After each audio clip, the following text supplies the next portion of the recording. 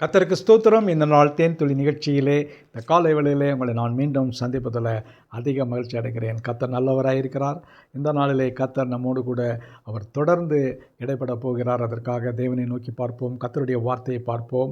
இந்த வேளையில் கூட அப்போஸ்தலர் நடபடிகள் 8ஆம் அதிகாரத்தில் பார்க்கும்பொழுது அது ஒரு முக்கியமான ஒரு அதிகாரம். அப்போஸ்தலர் நடபடிகள் எல்லா புத்தகங்களுமே 24 புத்தகம் சிறந்த ஒரு அதிகாரங்கள். இதில் 8வது அதிகாரத்தில் பார்க்கும் பொழுது அந்த பணிவிடை செய்ததான அந்த ஊழியங்களை செய்த 7 பேரிலே இன்னொருவராகிய பிலிப்பு என்கிறதான ஒருவரை குறித்து பார்க்க போகிறோம்.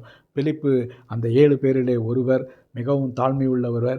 பணிவிடை அந்த எல்லாருக்கும் பரிமாறுகிற அந்த பணிவிடை ஊழியத்தை செய்து கொண்டிருந்தவர். அவர் செய்ததான காரியம் என்ன? அதே பணிவிடையே செய்து கொண்டிருக்கவில்லை, அவருக்கொண்டு ஊழியங்கள் இருந்தது. அந்த ஊழியங்களை பார்க்கின்ற வேளையில் 8வது அதிகாரத்தில் அவர் செய்ததான ஊழியம் மகத்துவமானதாக இருந்தது. அப்படிப்பட்டதான ஊழியத்தை நாமும் செய்ய வாஞ்சிக்க வேண்டும். இந்த வேளையில் சுருக்கமாக பார்க்கின்ற வேளையில் அவரை பார்க்கும் பொழுது அந்த அப்பொழுது பிலிப்பு என்ப போனவன் சிதறிப்போனவர்கள் எங்கும் திறந்து சுவிசேஷ வசனத்தை பிரசங்கித்தார்கள்.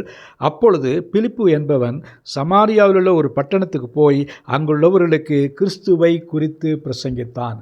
அவன் செய்ததான ஒரே ஒரு காரியம், அங்குள்ள சிதறிப்போனதான மக்களுக்கு சமாரியாவில் கிறிஸ்துவை குறித்து பிரசங்கித்தான். பிலிப்பு செய்த அதிசயங்களையும் அற்புதங்களையும் கேள்விப்பட்டு அவனால் சொல்லப்பட்டவைகளை ஒருமனப்பட்டு கவனித்தார்கள். அநேகர் இருந்த அசுத்தாவிகள் மிகுந்த சத்தத்தோடு கூப்பிட்டு அவர்களை விட்டு போய்விட்டது. அநேக திமிர்வாதக்காரரும் சப்பானிகளும் குணமாக்கப்பட்டார்கள். அந்த பட்டணத்தில் மிகுந்த சந்தோஷம் உண்டாயிற்று. அந்த பட்டணத்தில், சமாரியா பட்டணத்தில் பிலிப்பு என்கிறவன் ஊழியம் செய்கிற வேளையில் அற்புதங்களும் அடையாளங்கள் நடந்தது, பிசாசுகள் ஓடப்பட்டது. அந்த பட்டணத்துக்கே ஒரு மிகுந்த சந்தோஷம் வந்தது. இன்றைக்கு கூட பெரிய பெரிய இவாஞ்சலிஸ்டிக் கேம்பெயினெல்லாம் நடக்கிறது. அப்படிப்பட்ட கேம்பெயினில் பார்க்கும் பொழுது அந்த ஒரு கூட்டத்தினாலே, சுவிசேஷ பிரபல்ய கூட்டத்தினாலே அங்கே அந்த பட்டணத்தில் உள்ள மக்களுக்கு ஒரு மிகுந்த சந்தோஷம் உண்டாகும். பல பட்டணங்களிலே அப்படிப்பட்டதான சுவிசேஷ கூட்டங்கள் நடந்திருக்கிறது. பிலிப்பு என்பவர் அவர் ஒரு சுவிசேஷனாக போனார் என்று பார்க்கிறோம். அவருடைய வேலையே பிரசங்கம் செய்துவிட்டு அங்கேயே ஒரு சபையை ஸ்தாபிக்கிற வேலை அல்ல. அவருக்கு கொடுத்ததான வாரியம் ஒவ்வொரு இடத்துக்கு கடந்து செல்ல வேண்டும். அவர் அந்த இடத்துல சமாரியாவிலே பிரசங்கம் செய்தார், இயேசு கிறிஸ்துவை அறிவித்தார். நாமும் கூட அவரை போலவே ஊழியங்களை செய்ய வேண்டும். அற்புதங்களையும் அடையாளங்களும் பின்தொடரும்.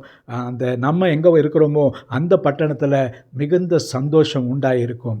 இந்த பிலிப்பு என்பவர் தொடர்ந்து அவருடைய ஊழியத்தை நடத்தி கொண்டு வருகிறார். மற்ற பகுதியை நாளைக்கு பார்ப்போம். நல்ல ஆண்டவரே, உம்மை நன்றியோடு துதிக்கிறேன், ஸ்தோத்திரிக்கிறேன். இந்த வேளையில் கூட பிலிப்பு அவர் செய்ததான மகத்துவமான ஊழியத்துக்காக ஸ்தோத்திரம். கீழ்ப்படிந்தவராகி சமாரியா பட்டணத்துக்கு சென்று அந்த பட்டணத்துக்காக இயேசு கிறிஸ்துவை பிரசங்கித்த மாத்திரத்திலே அற்புதங்களும் அடையாளங்களும் நடந்தது. பிணியாளிகள் ரட்சிக்கப்பட்டார்கள், பிசாசுகள் விழுந்தது. அந்த பட்டணத்துக்கு மிகுந்த சந்தோஷம் உண்டாகிருந்தது.